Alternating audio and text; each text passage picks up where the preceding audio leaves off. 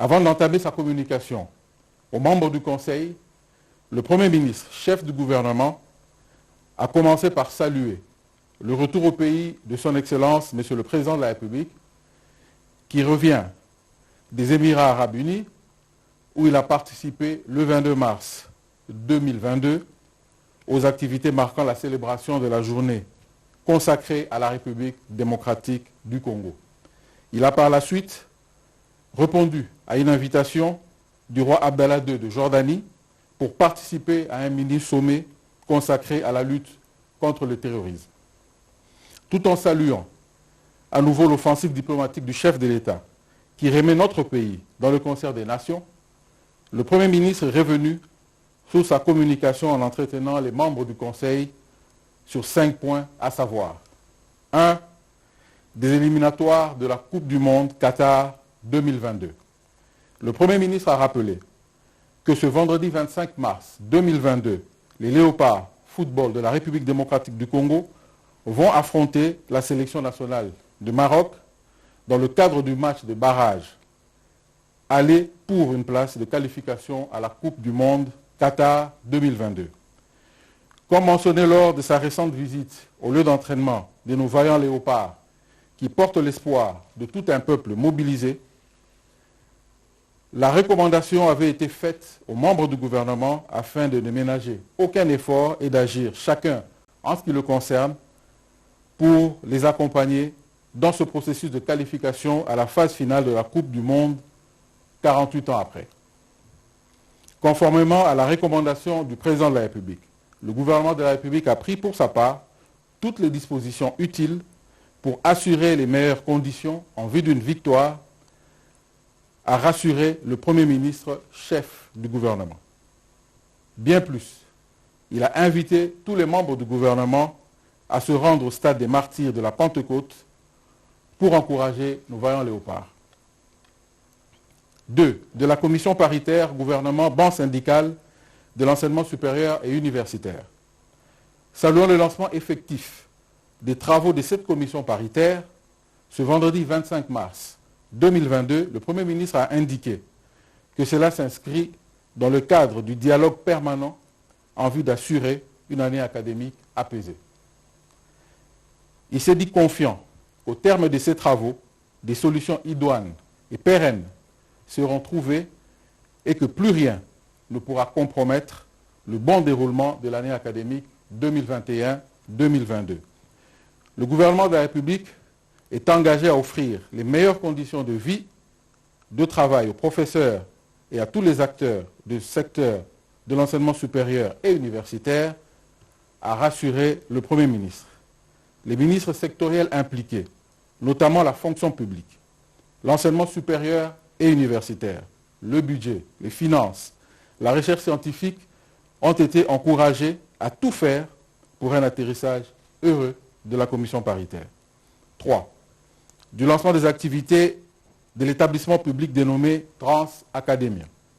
Rappelant l'annonce du président de la République à tous les étudiants, particulièrement ceux de Kinshasa, de la mise à disposition des bus pour leur mobilité, le Premier ministre a encouragé le ministre des Transports, voie de communication et désenclavement d'assurer un contact permanent avec les comités des étudiants pour le lancement des activités de ces structures déjà créées par décret. 4. De la tenue à Kinshasa du séminaire de sensibilisation et d'appropriation du PDL 145T. Le Premier ministre a salué la tenue de ces assises sous la houlette de son Excellence, Monsieur le Président de la République, à l'intention des députés provinciaux de l'ensemble de notre pays. Au terme de la clôture des travaux, intervenue le dimanche 20 mars 2022, le gouvernement espère qu'il y aura une appropriation conséquente de ce programme de développement de la République démocratique du Congo à la base par les élus provinciaux pour une meilleure implémentation. 5. De la perturbation de la desserte des vols domestiques dans le pays.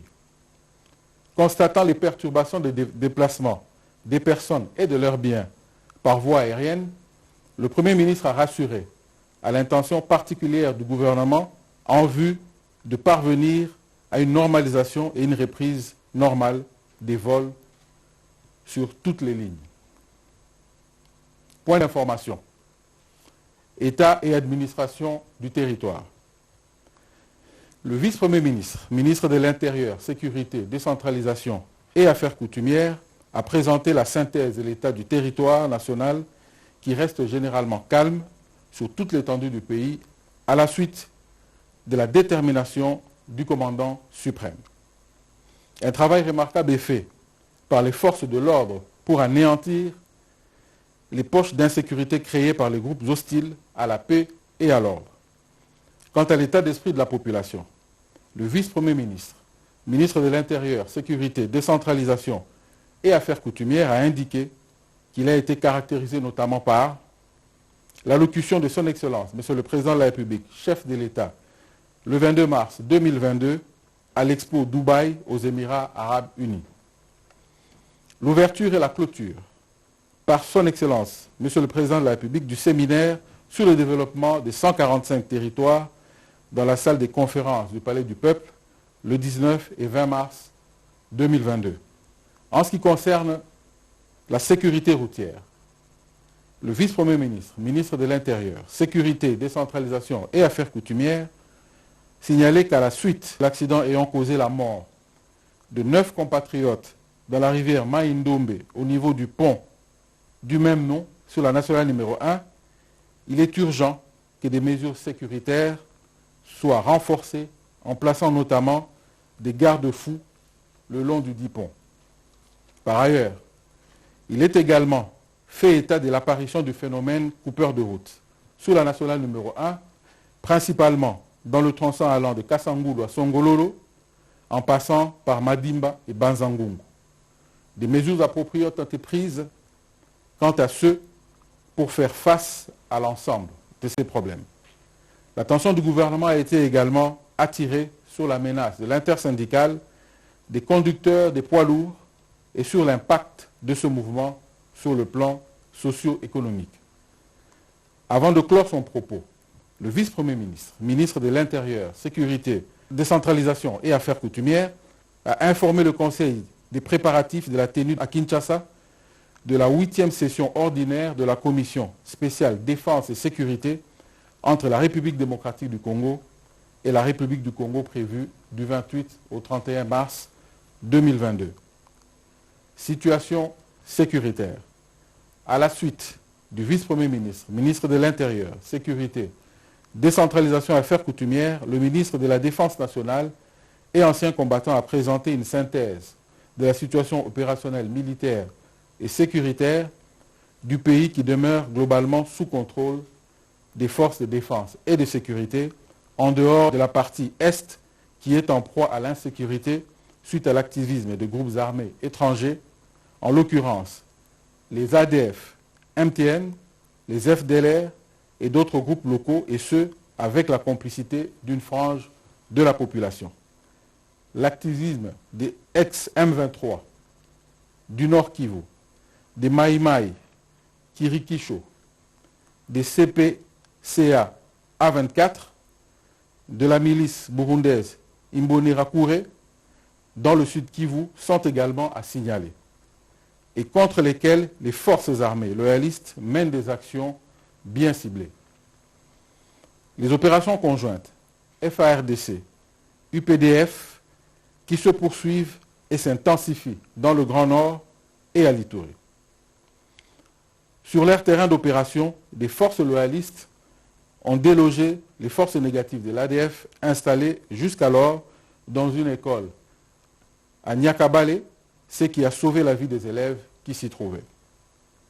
À l'activisme de ces terroristes internes et externes, il y a lieu d'indiquer que la paix est fréquemment menacée par les divers conflits intercommunautaires, essentiellement en Ituri. Évolution de la situation de l'épidémie à Covid-19. Le ministre de Santé, Hygiène et Prévention a d'abord présenté la situation liée à l'épidémie à Covid-19 en République démocratique du Congo. D'après les statistiques actualisées, on a noté une augmentation des nouveaux cas dans les milieux carcéraux. Il a également indiqué que comparé à la 10e semaine épidémiologique, la tendance à la 11e semaine de 2022 a été marquée par une hausse de l'indice des cas à la Covid-19. Pour garantir un retour progressif à la vie normale, il a recommandé la vigilance absolue afin de poursuivre la sensibilisation, invitant la population à observer scrupuleusement les gestes barrières, car l'éventuelle apparition d'autres variantes inquiétantes à l'international est de mise. En ce qui concerne la vaccination contre la Covid-19, il est à signaler qu'au 23 mars 2022, 519 397 sont vaccinés, soit 0,96% des couvertures vaccinales par rapport à la cible de 53 984 184 personnes. Présentant ensuite la situation du choléra, le ministre de la Santé publique, Hygiène et Prévention a indiqué le Conseil que 356 cas suspects ont été identifiés et 2 décès enregistrés. La situation évolue en dents des scies, mais reste à la hausse par rapport à la semaine dernière, a-t-il souligné. Le ministre de la Santé publique, Hygiène et Prévention a terminé son intervention par l'annonce de la célébration de la Journée mondiale de la santé prévue le 7 avril 2022. Pour notre pays, il sera question de se concentrer sur la vulgarisation des instruments de la couverture santé universelle visant, selon la volonté du chef de l'État, de voir les soins et services de santé de qualité être accessibles à toutes les couches de notre population. Le Conseil des ministres a pris acte de cette information. Rapport de mission effectué à Pau, Paris et Dubaï. Le ministre de l'Intégration régionale et francophonie a fait l'économie du rapport de mission officielle qu'il a récemment effectué respectivement à Pau et à Paris en France, à Lilongwe au Malawi et à Dubaï aux Émirats arabes unis. Répondant à l'invitation de la présidence française du Conseil de l'Union européenne, les assises de Pau ont porté sur la diversité linguistique et la langue française.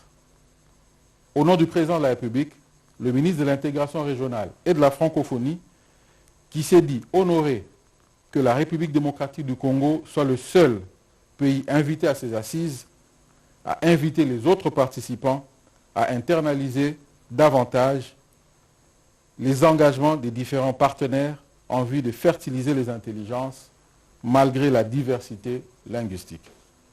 Le ministre a participé à la 40e session extraordinaire de la conférence interministérielle de la francophonie, organisée par l'Organisation internationale de la francophonie le 16 mars 2022. Cette conférence a tourné, entre autres, sur les déficits démocratiques et sécuritaires dans l'espace francophone et la situation en Ukraine. Enfin, le ministre de l'Intégration régionale et francophonie a informé le Conseil de sa mission à Lilongwe, où il a représenté la République démocratique du Congo au Conseil des ministres de la SADC. Parmi les retombées des discussions qu'il a eues avec ses homologues, la République démocratique du Congo présentera un secrétaire exécutif adjoint en charge de l'intégration régionale. Un appel à candidature doit être lancé à cet effet avec une préférence pour les candidatures des femmes ayant une expertise avérée dans le domaine de l'économie. Le Conseil a pris acte de ce rapport. 3. Approbation d'un relevé des décisions du Conseil des ministres. Le Conseil des ministres a adopté le relevé des décisions prises lors de la 45e réunion tenue le vendredi 18 mars 2022. 4. Examen et adoption de 2 projets de texte. Projet de loi. Le ministre d'État, ministre de la Justice et garde de Sceaux a soumis au Conseil le projet de loi portant autorisation de la prorogation de l'état de siège dans les provinces de l'Ituri et du Nord Kivu pour une période de 15 jours prenant cours le 5 avril 2022. Cette prorogation permettra à nos forces de défense et de sécurité, appuyées par l'armée ougandaise, de consolider les acquis des opérations antérieures et de poursuivre l'envergure des actions en vue de mettre fin à l'aventure terroriste et restaurer la sécurité, la paix et l'autorité de l'État dans cette partie de la République démocratique du Congo. Après débat et délibération, le Conseil a adopté ce projet de loi. Un projet de décret, le ministre des Finances a présenté au Conseil le contenu du projet de décret instituant la plateforme informatique de gestion intégrée des droits, taxes et redevances dus au pouvoir central dénommé l'OGIRAD. Il a expliqué comment la signature de ces décrets permettra au gouvernement de déployer des infrastructures informatiques en vue de automatiser les procédures de collecte des recettes, fiabiliser et sécuriser les circuits de perception, réduire les manipulations humaines, lutter contre la fraude fiscale en vue de la maximisation des recettes domestiques. La plateforme ainsi créée sous la dénomination l'OGIRAD vise à dématérialiser toute la procédure de collecte des droits, taxes et redevances dues au pouvoir central. Elle intègre aussi bien l'étape de mobilisation que celle de contrôle, de gestion de contentieux administratifs et juridiques. L'utilisation de la l'OGIRAD sera rendue obligatoire par un texte réglementaire conformément à l'article 3 de l'ordonnance loi numéro 013/003 du 23 février 2013 portant réforme des procédures relatives à l'assiette, au contrôle, aux modalités de recouvrement des recettes non fiscales, telles que modifiées et complétées par l'article 47 de la loi des finances numéro 21/029 du 31 décembre 2021 pour l'exercice 2022. L'organisation et le fonctionnement de la l'OGIRAD seront définis par un arrêté du ministre ayant les finances dans ses attributions. Après débat et délibération, ce projet de décret a été adopté. Commencé à 11 h, la réunion du Conseil des ministres a pris fin à 12h55. Je vous remercie.